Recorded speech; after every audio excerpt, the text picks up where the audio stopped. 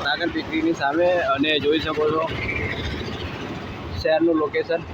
સાચું કહું તો ગામ સારું કે શહેર, આજે હું સાચી વાત બતાવવા જઈ રહ્યો છું। તો વિડીયો એન્ડ સુધી જોજો, મજા આવશે। કારણ કે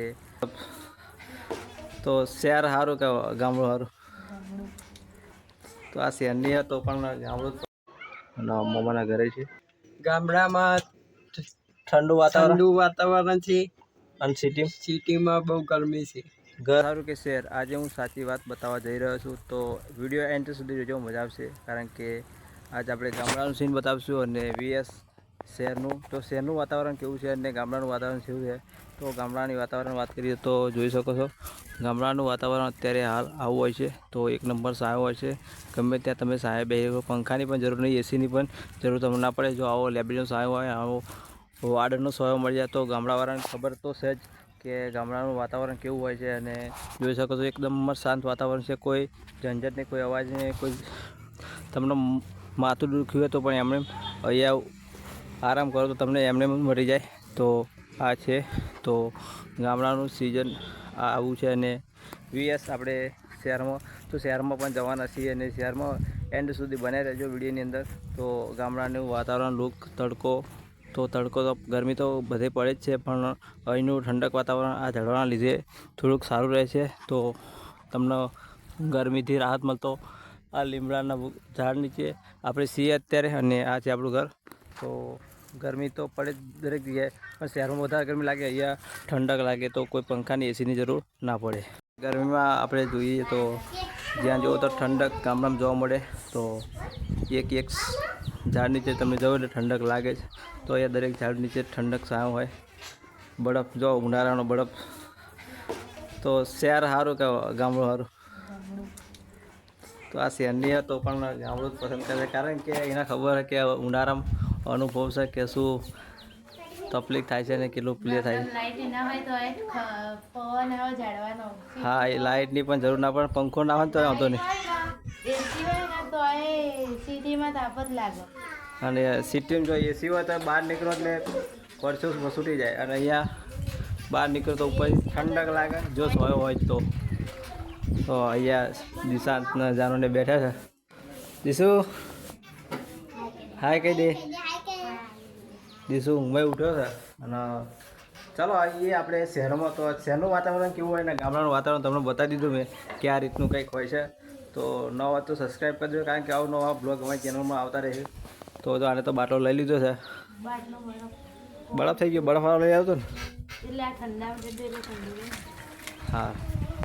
તો ચાલો બને રહેજો કન્ટિન્યુ ગામ અને અહીંથી ગામમાં જવાનો રસ્તો અને એક નંબર શાંત વાતાવરણ। તો શહેરમાં શું છે અને ગામડામાં જ લોકો શાંત વાતાવરણ, તો ગામડે આવા મંદિરો હોય અને એક નંબર શાંત વાતાવરણ હોય। તો જોઈ શકો છો તમે, તો આ મંદિર છે અને અમારા ગામની ભાગોળ તો જવારા ભાતીજીનું મંદિર। તો શાંત વાતાવરણ હોય અને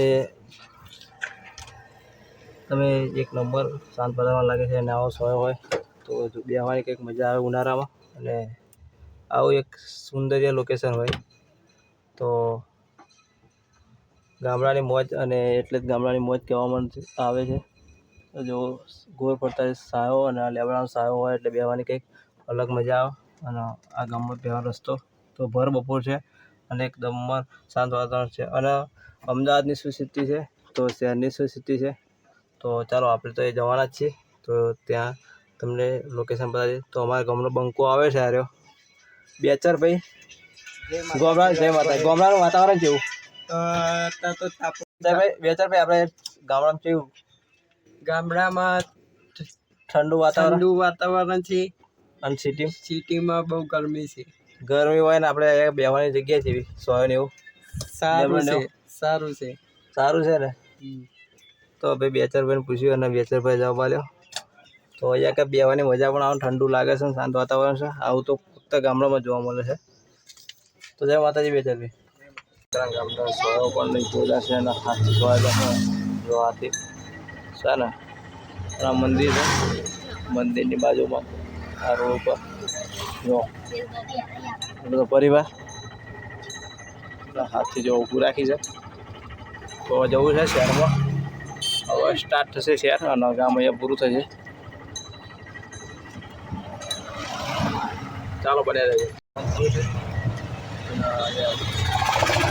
લાગે રોડ પણ જતો રહે કારણ કે અહીંયા બધા ધંધો અને કમાવા માટે શહેરમાં આવવું પડતું હોય શહેરમાં એટલા માટે આટલું ટ્રાફિકને જામ આવી રહ્યું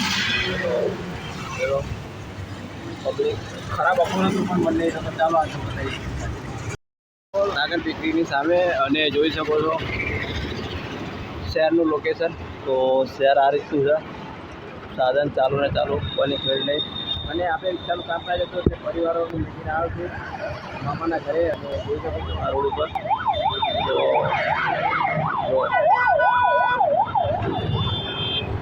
આ રીતનું છે. તો ગામડા અને વીએસ શહેર, તો શહેરનું લોકેશન આ રીતનું, ગામડાનું લોકેશન તમને આગળ બતાવીશ. તો આ રીતનું લોકેશન આવે છે. ચાલો બતાવીએ આગળ શું થાય. અને સારો વાસ જેવું લાગે છે.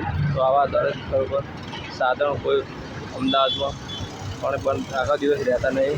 આખો દિવસ સારું લોકેશન 108 તો ચાલુ કારણ કે જેટલા એક્સપ્રેસ હતા એ દિવસના શહેર છે ભાઈ. તો આપણે કોઈ એવી ખોટી ટિપ્પણી નથી કે શહેર અને ડિફરન્સ નથી. તો શહેર પણ આપણું જ છે, કમાવા માટે શહેર પણ બેસ્ટ છે.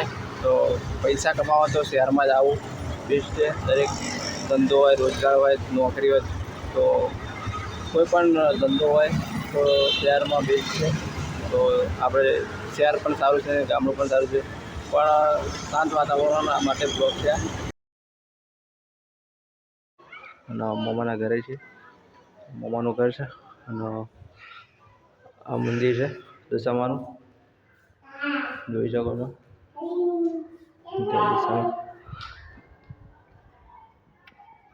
જીજે કરી લેજો. જીજે કરી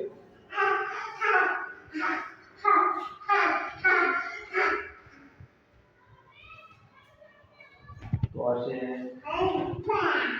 મોંમાં થાય છે.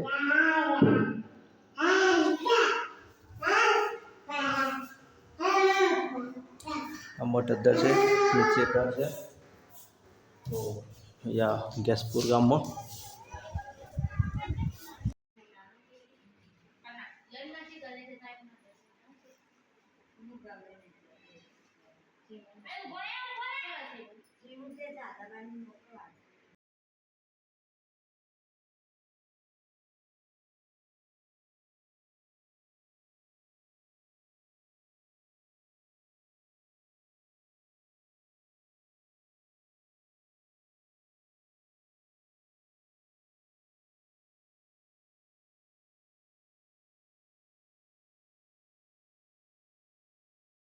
તો ફાઇનલી હું ઘરે આવી ગયો છું અને અંધારું પડી ગયું કારણ કે મામા ઘરે ગયા અને ત્યાં જમવાનું બોમવાનું ખાવાનું બાવાનું બનાવી દીધું એટલે પણ આખરે આપણે ઘરે આવી ગયા પણ અંધારું થઈ ગયું.